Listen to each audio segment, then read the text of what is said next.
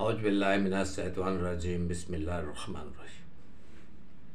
अल्लाहुम्मा सल्लि अला सय्यिदिना मौलाना मुहम्मद अला आले मुहम्मद व बारिक वसल्लम। अस्सलातु वस्सलामु अलैका या सय्यदी या रसूलल्लाह सल्लल्लाहु तआला वसल्लम। प्यारे अज़ीज़ों दोस्तों, आज आपको एक वो अमल बताने जा रहा हूँ जो हमारे बुज़ुर्गों ने हमें बताया था, और इतना मुफीद अमल कि जिसकी कोई इंतहा ना हो, और इतना फ़ायदेमंद जिसकी कोई ताबीर ना बता सके।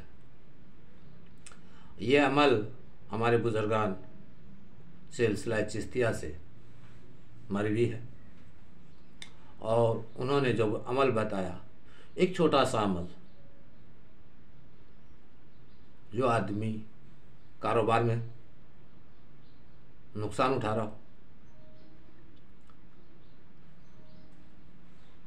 जिस आदमी का कारोबार कम हो या मजदूर किस्म का हो, जिसमें मजदूरी के लिए परेशान हो, रिज़्क़ में कमी हो, उसके फ़ायदेमंद, कारोबार के फ़ायदेमंद। जिस घर में कलह हो, परेशानी हो, जिस घर में बीमारी हो, उससे छुटकारा पाने के लिए,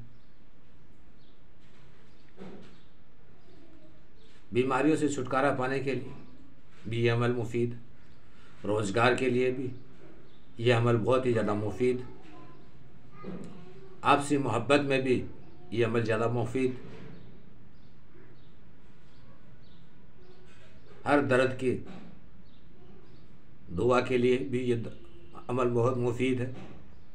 तो आइए चलते, ज़्यादा वीडियो को लंबा ना करते हुए ये अमल आज आप लोगों को भी, मैं आपके साथ में तमाम मुसलमानों को लिए, अपनी माँ और बहनों के लिए, सभी के लिए इजाज़त देता हूँ। और इसको ज़्यादा लंबा पढ़ने की भी ज़रूरत नहीं, बस फजर की नमाज के बाद ये अमल पढ़ना शुरू करें, और अगर हर नमाज के बाद में अगर पढ़ना चालू रखे तो बहुत ज़्यादा फ़ायदेमंद है, बहुत जल्द हाजत रवा होगी। जैसे फजर की नमाज के बाद में नमाज पढ़ी, उसी मसल्ले पे बैठे बैठे एक तस्बीह पढ़ लिया जाए, दूसरी जोहर की नमाज के बाद में एक तस्बीह पढ़ लिया जाए, तीसरी मरतबा अशर की नमाज के बाद में एक तस्बीह पढ़ लिया जाए, और फिर मगरिब के बाद में पढ़ लिया जाए, और ईशा की नमाज के पढ़ के आराम कर लिया जाए। तो ये वो तक चीज़ है जिसकी कोई ताकत का अंदाज़ा नहीं ला सकता है। कहावत कहते हैं कि खुदा मेहरबान तो गधा भी पहलवान होता है। जो खुदा ही मेहरबान नहीं होगा तो दुनिया की यारी हमारी कोई काम नहीं आएगी।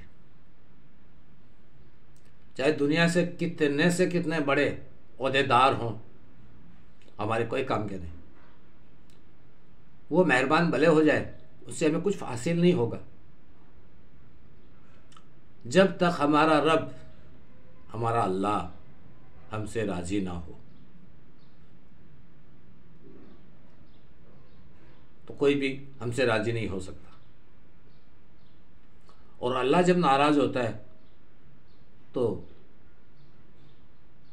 उसमें किसी का कुछ हासिल नहीं मिल सकता, नहीं कामयाबी मिल सकती। इसके लिए खुदा को मेहरबान करना ज़रूरी है, और अल्लाह मेहरबान होगा, वो रहमान और रहीम अगर हो जाए तो पूरी दुनिया हम पे मेहरबान है।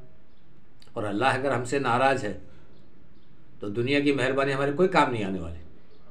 इसलिए आप लोगों को चाहिए, मुझको चाहिए, तमाम मुसलमानों को चाहिए कि अल्लाह को राज़ी करें।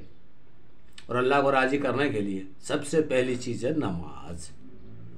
अकीमुस सलात, नमाज को कायम करो। आज माह रमज़ान का महीना, और आप लोगों से गुजारिश कि हर नमाज के बाद में मैं जो अमल बताने जा रहा हूँ वो अमल करें, और इस अमल को अशर और मगरिब के दरमियान में और फजर की नमाज के बाद जितना करो उतना ज़्यादा फ़ायदा। बहुत जल्द अपने हालात पे सुधार आ जाएगा, फाका कसी से दूर होंगे, परेशानियों से दूर होगी, बीमारी की मुब्तला में अगर रहते हैं तो वहाँ से बीमारियाँ ख़त्म होगी। अब आपको करना क्या है वो बता दो। सबसे पहला काम आपका है कि फजर की नमाज के बाद में एक तस्बीह आपको पढ़नी है, या अल्लाह, या रहमान, या रहीम, या रज़्ज़ाक़। या अल्लाह, या रहमान, या रहीम, या रज़्ज़ाक़। बस ये 4 छोटे से अल्फाज फजर की नमाज के बाद में एक तस्बीह पढ़ लिया जाए। उसके बाद असर के टाइम पे आपको यही तस्बीह बैठे बैठे मुसल्ले पे या रहमानु, या रहीमु, या रज़्ज़ाक़, या रहमानु, या रहीमु, या रज़्ज़ाक़, ये आपको बढ़ना है, जिससे आपके रोज़गार में फ़ायदा। अल्लाह मेहरबान होगा, वो रहमान और रहीम है। अल्लाह अगर रहमान बन गया, रहीम अगर बन गया तो तुम्हें रोज़ी आसानी से देगा, परेशानी से छुटकारा मिलेगा। किसी का भी जादूगर का जादू तुम्हारे ऊपर काम नहीं करेगा।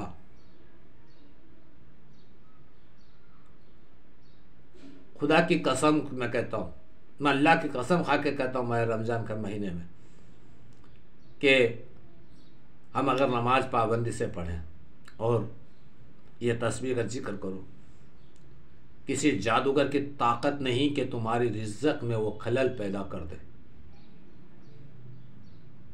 किसी जादूगर में वो ताकत नहीं कि तुम्हारी रिज़्क़ की कटौती करा दे, कि तुम्हारी रिज़्क़ के ऊपर वो किसी ऐसा अमल करे कि तुम्हारा रिज़्क़ रुक जाए।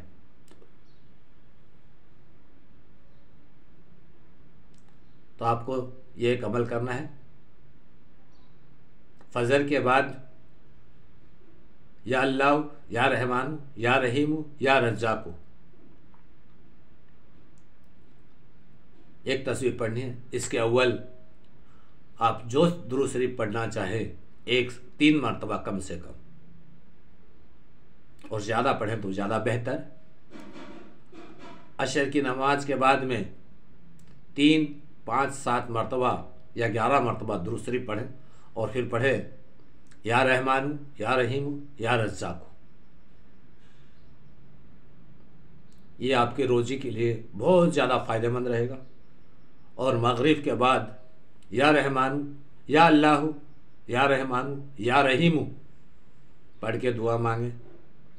इंशाअल्लाह ताला आपके घर से फाका कसी कहीं बहुत दूर निकल जाएगी, रोज़ी के दरवाजे खुल जाएंगे, बीमारियां आपके घर से दूर भाग जाएगी। क्यों? जब खुदा मेहरबान होगा तो ये कोई चीज़ जादूगर का जादू काम नहीं करेगा, शैतान का वसवसा काम नहीं करेगा। और सबके लिए आपसे फिर मेरी गुजारिश है कि नमाज के पाबंद बन जाए, उसके बाद में तस्बीह पढ़ें, फिर देखें तस्बीह का कमाल। और ये मैं नहीं, हमारे बुज़ुर्ग सिलसिला चिश्तिया से, फारूकी ख़ानदान से, हज़रत फारूक रज़ियल्लाहु अन्हु के ख़ानदान से थे, उन्होंने बताया। और हज़रत ख्वाजा गरीब नवाज़ रहमतुल्लाह अलैह से भी मरवी, और सैयदना शेख अब्दुल कादिर जिलानी रहमतुल्लाह अलैह से भी ये मरवी है। तो आप लोगों से गुजारिश कि आप ज़्यादा से ज़्यादा इस अमल को करें और अपने फ़रागती हालत को सुधारें। अल्लाह हाफिज़, फ़ी अमानिल्लाह।